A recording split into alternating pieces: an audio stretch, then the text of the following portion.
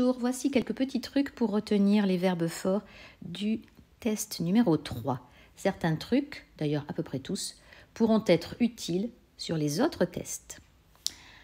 Regardons pour commencer le verbe helfen. Helfen, hilft, half, hat geholfen. Aider. On remarque que quasiment toutes les voyelles apparaissent dans ce verbe. A, E, I, O, il n'y a pas le U. Dans quel ordre?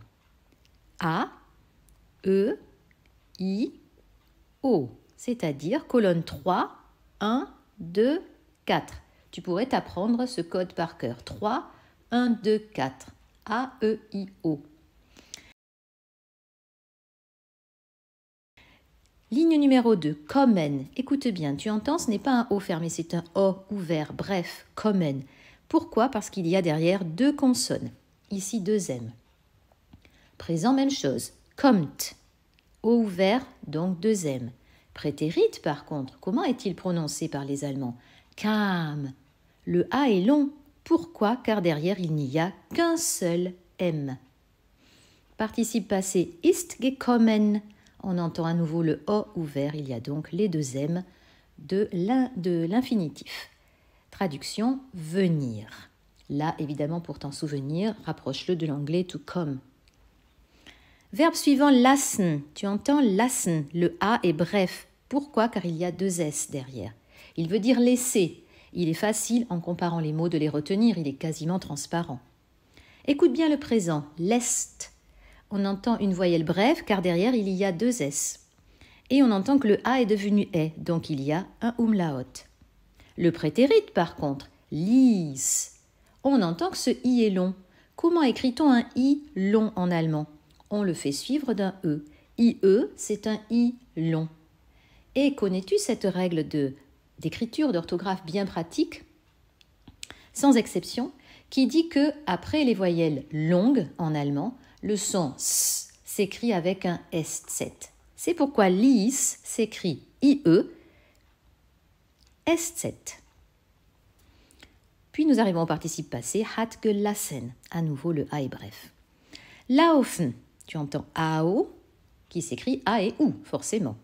Et tu entends au présent läuft. Il y a eu un petit changement orthographique, c'est toujours le même. S'il y a un A, il prend un umlaut. Prétérit, lief. Et tu entends, et tu dois t'appliquer à répéter un I long, c'est-à-dire que tu vas l'écrire IE. Ist gelaufen. À nouveau, AU. Puis nous avons lesen. Tu entends ce E. Il est fermé et long. Pourquoi? Parce que derrière, il y a un seul S. Au présent, liest. Le I est long, car il y a IE, car on l'écrit IE, ou c'est pour cela qu'on l'écrit IE. Au prétérit, on le prononce également las. Et ce A est long, comme tu peux l'entendre. Les Allemands traînent vraiment dessus. Donc, derrière, ça signifie qu'en orthographe, il y a une seule consonne. Ici, en l'occurrence, un seul S. Participe passé, hat gelesen, comme à l'infinitif, lire. Puis nous arrivons au suivant, nehmen. Tu entends un « et » qui est long. Une autre façon orthographique, il n'y en a pas beaucoup, note-le bien, mais de prolonger une voyelle et de noter à l'écrit en orthographe qu'elle est longue, c'est d'ajouter derrière un H. C'est pourquoi nous avons nehmen, N-E-H. Écoute bien le présent, nimmt. Il n'est pas long du tout ce I. Ça veut dire qu'il n'y a pas de H et qu'au contraire, il y a deux M. Le prétérit maintenant, nahm. Ah, à nouveau le A est long, donc derrière il y a un H. Et combien de M? Un seul. Le participe passé, hat genommen. Un O ouvert, comme dans gekommen. Donc O, deux M, qui veut dire prendre.